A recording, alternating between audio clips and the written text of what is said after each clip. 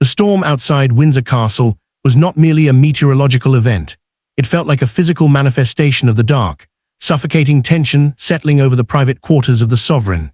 Heavy rain lashed against the leaded glass windows of the king's private study, casting fractured, trembling shadows across the centuries-old oak paneling. Inside, the room was thick with a silence so absolute that the mechanical ticking of the grandfather clock sounded like a rhythmic executioner's drum. King Charles sat motionless behind his massive mahogany desk, his posture unusually rigid, his face drained of all color. His hands, usually expressive and restless, were flat against the polished wood, framing a thick, crimson-bound leather folder that had been delivered to him less than an hour prior. The king was, in every sense of the word, frozen. The dossier had not come through standard diplomatic channels, nor had it been placed in the customary red dispatch boxes that arrived daily from Whitehall.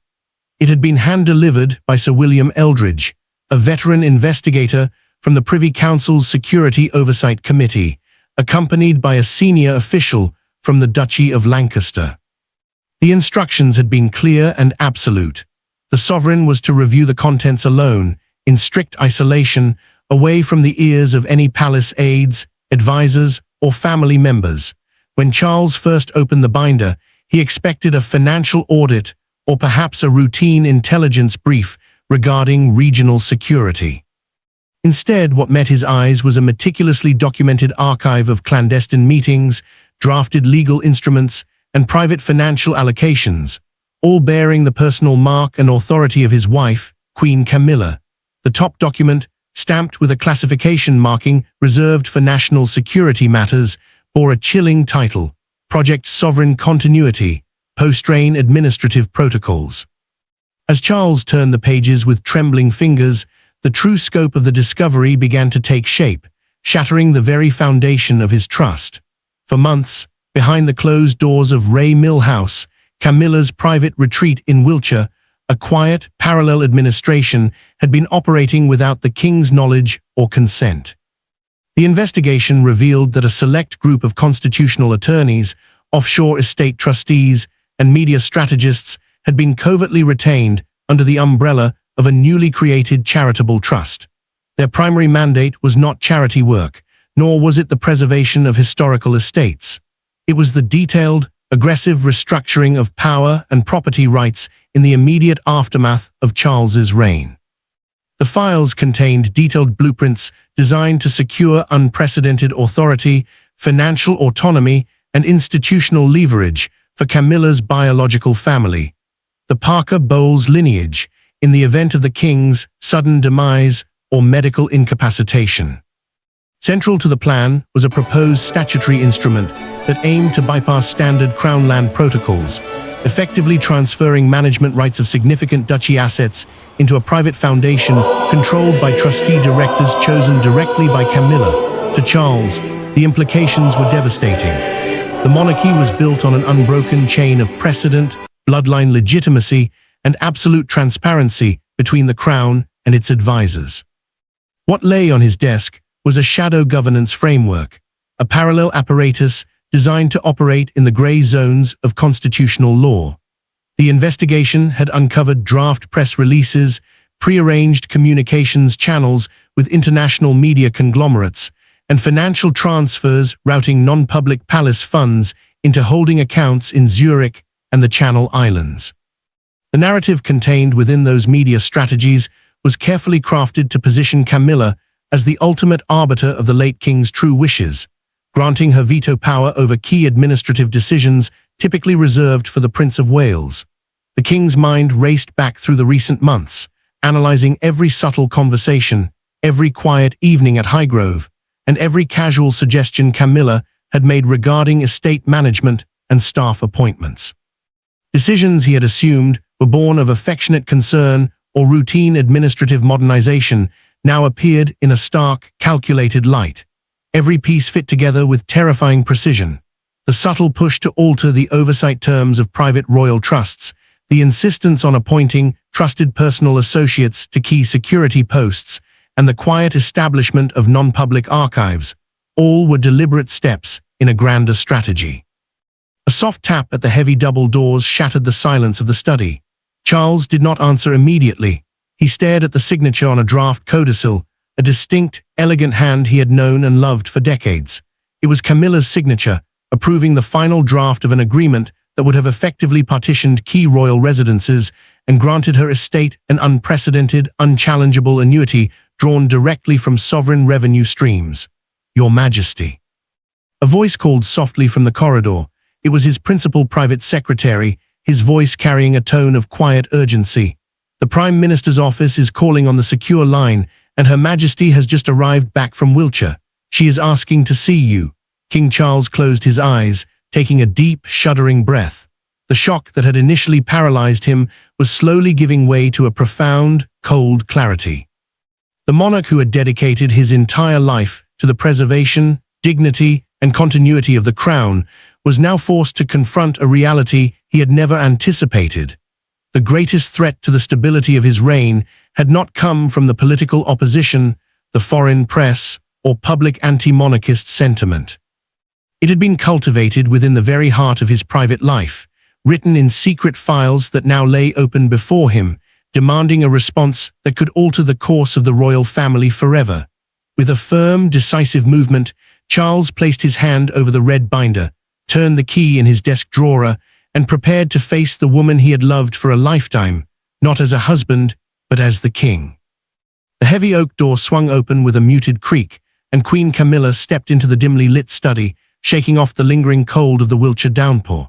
She carried herself with her usual effortless composure, shedding her damp overcoat onto a side chair before turning toward the desk with a warm, reassuring smile. "Charles, my dear," the drive up was ghastly. "William Eldridge was seen leaving the gates as I arrived. Is everything all right with the Privy Council business?" She stopped mid-sentence. The warmth in her voice vanished into the heavy, stagnant air of the room. King Charles did not look up immediately. He remained fixed behind his desk, his posture rigid, his features carved from cold stone. In the soft glow of the desk lamp, the red-bound folder lay resting directly between them, its gold-embossed seal catching the ambient light. Slowly, Charles raised his eyes. The warmth and gentle eccentricity that usually defined his expression were entirely absent, replaced by a hollow, devastating detachment. He pointed a single, unsteadily stiff finger at the dossier. "Explain this," he said. His voice was low, devoid of emotion, yet it carried a weight that seemed to press down on the entire room. Camilla's eyes flicked to the binder. For a split second, a micro-expression of sheer, unadulterated panic crossed her features, a tightening of the jaw, a sudden stillness in her breath, before her practiced, aristocratic composure smoothed it away. She took 2 measured steps closer, her hands folding neatly in front of her. "Charles, whatever William or the Security Committee has handed you, I urge you not to read malice into what is simply prudent forward planning," she began, her tone measured, almost parental. "You know as well as I do how volatile the transition will be when the time comes. William and Catherine have their own vision, their own loyalists. If we do not secure our own household's legacy now, the administrative machine will strip away everything we've built the second you are no longer in that chair." "Prudent forward planning," Charles echoed, the words tasting like ash in his mouth. He stood up slowly, leaning his hands on the desk as he towered over the papers. "You have drafted legal instruments to carve out sovereign duchy assets for private holding companies.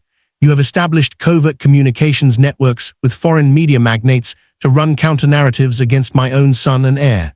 You have authorized financial diversions to offshore trusts under the names of your own children." His voice rose, breaking with a mixture of rage and profound heartbreak. "This is not protection, Camilla. This is constitutional treason within my own house." Camilla did not flinch. Instead, her posture hardened, the conciliatory demeanor dropping like a discarded cloak. The polite, supporting consort vanished, revealing the ruthless, pragmatic strategist who had survived decades of public vilification, tabloid warfare, and institutional hostility to reach the throne alongside him. "Treason?" she asked coolly, taking another step forward, her eyes narrowing. "Do not speak to me of treason, Charles. I have spent 30 years in the shadows for you. I endured being the most hated woman in Britain, dragged through the mud, mocked, and vilified, all so I could stand by your side when you finally wore that crown. I did not do all of that simply to be discarded into a drafty grace and favor cottage in Norfolk the moment you breathe your last." She tapped her finger sharply on the desk, emphasizing each point. The Prince of Wales's team has already drawn up plans to marginalize my family the instant William ascends. They view the Parker Bowleses as an inconvenient footnote in royal history. The files in that binder are not a coup, Charles, they are an insurance policy, a guaranteed seat at the table so that my children, my grandchildren, and my personal staff are not erased from the history of this reign. Charles stared at her, feeling a profound, terrifying chasm open up between them. The woman sitting across from him was no longer the confidant who had anchored him through his darkest years, but a calculating strategist who had viewed their shared sovereign destiny through the lens of leverage, assets, and dynastic survival. You acted without the authority of the crown, Charles whispered, the sheer institutional weight of his office settling back over him. You used my name, my seal, and the resources of the monarchy to build a private empire inside the palace walls. You have compromised the Privy Council. You have compromised the duchy. If the Prime Minister reads these briefs, if William sees these media strategies, it will trigger a constitutional crisis that could destroy the institution entirely. Then do not let them see it, Camilla countered instantly, her voice dropping to a sharp, urgent whisper. You are the king. You have the power to seal the Privy Council's investigation under sovereign privilege. Suppress the report, absorb the trusts into official royal charities, and handle this internally. Destroying me will not save your reign, Charles. It will fracture this family beyond repair, and the press will devour what's left of us. Charles looked down at the documents, then back at his wife. The clock on the mantel chimed, its cold metallic chime marking the passage of time in a house that suddenly felt like a gilded cage. He realized with absolute clarity that he was trapped in a nightmare of his own making. To expose Camilla would mean launching an unprecedented scandal that would devastate public trust in the monarchy. To cover it up would make him complicit in a covert subversion of his own heir's future authority. He slowly reached out and closed the thick crimson binder, the heavy thud sounding like the locking of a vault door. He locked the folder back into the deep drawer of his desk, pulled the brass key from the keyhole, and held it tightly in his fist until the metal bit into his palm. Leave the room, Camilla, he said softly, unable to meet her gaze. Charles, leave us, he commanded, his voice suddenly echoing with the absolute, undisputed authority of the sovereign. You will cancel all scheduled public engagements for the remainder of the week.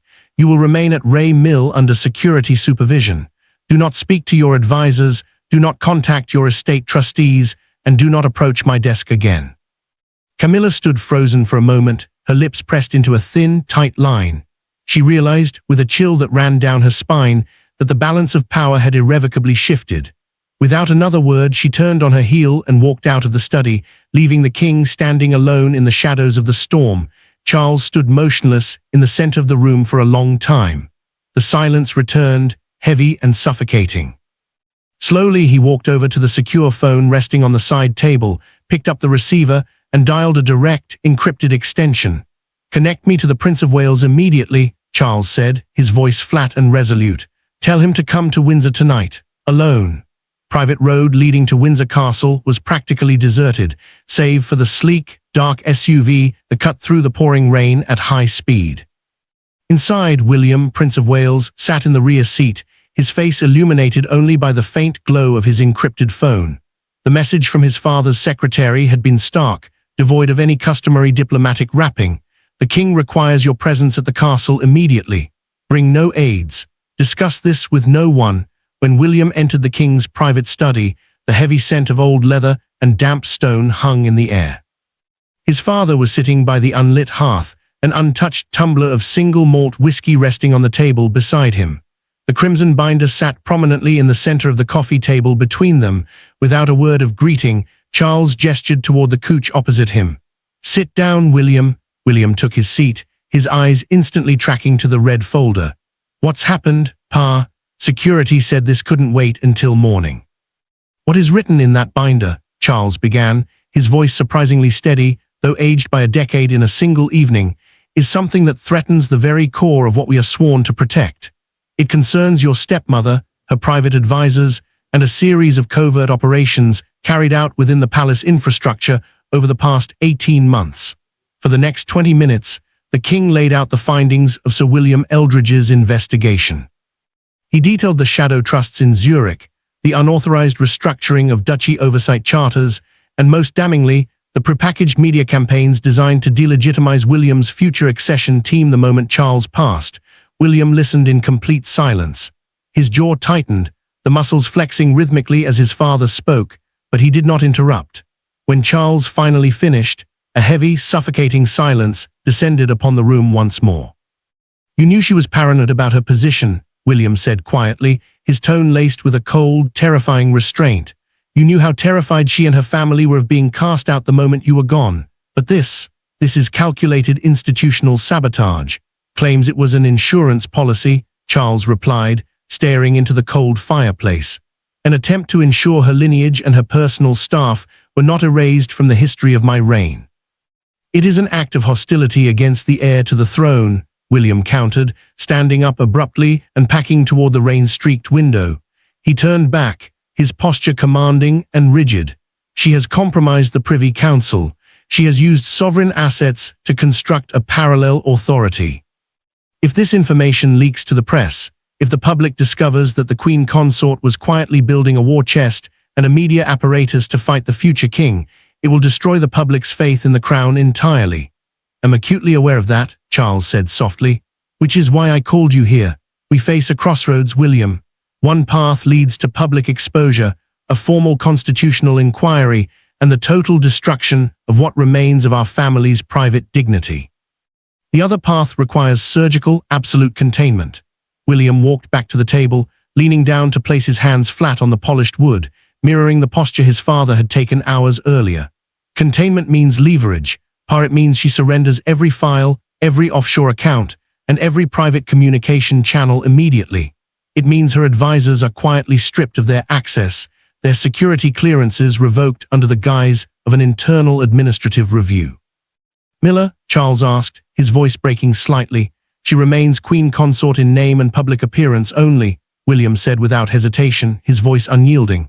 "Her public schedule will be dramatically scaled back. She will have no further input into duchy governance, no access to sovereign archives, and her private foundation will be placed under the direct supervision of your principal private secretary and mine. She will be isolated from the machinery of state." Charles closed his eyes. The weight of the compromise was immense. To enforce such conditions was to effectively place his wife under house arrest within the royal institution, turning their remaining years together into a cold, silent arrangement executed behind closed doors. Yet as king, he knew his son was right. The crown took precedence over the individual always, and if she refuses, Charles asked quietly. "She won't refuse," William stated flatly. "Because the alternative is that I take these files directly to the Prime Minister and the Speaker of the House. I will invoke a formal parliamentary review into the misuse of crown property. She knows that path ends in complete exile and public disgrace for the Parker Bowles name. She will choose the golden cage." Charles nodded slowly, the finality of the decision settling over him like a shroud. The monarch had chosen his duty over his personal heart, just as his mother had done before him and his grandfather before her. "Tomorrow morning, at first light," Charles declared, standing up to face his heir, "we will assemble Sir William Eldridge, the keeper of the Privy Purse, and her lead legal counsel in this room. We will present the terms of her surrender.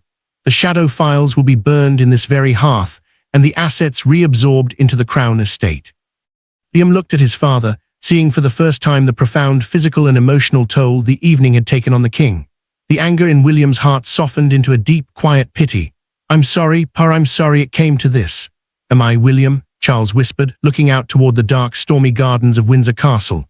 "So am I." Outside, the wind howled against the ancient stone walls, but inside the study, the storm had finally passed, leaving behind a cold, unbreakable resolve.